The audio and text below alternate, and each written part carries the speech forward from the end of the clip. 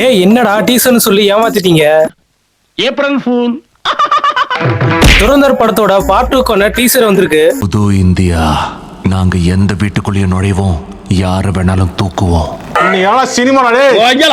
துரந்தர் படத்துல அந்த post credit சீனை எல்லா லாங்குவேஜ்லயும் டப் பண்ணி டீசர்னு விட்டு ரொம்ப ஆர்வமா வெயிட் பண்ணிட்டு இருந்த எல்லாரும் ஏமாத்திட்டாங்க.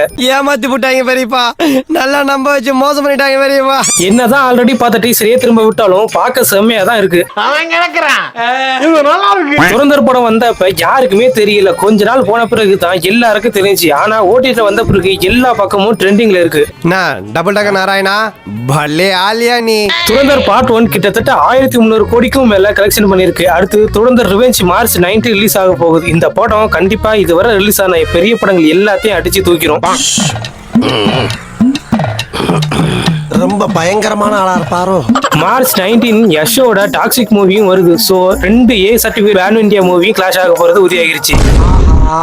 வாரிசு இல்லாத சொத்து ஆட்டைய போட்டலாம்னு நினைச்சனே, இப்படி அநியாயமா மண்ணள்ளி போட்டாங்களே.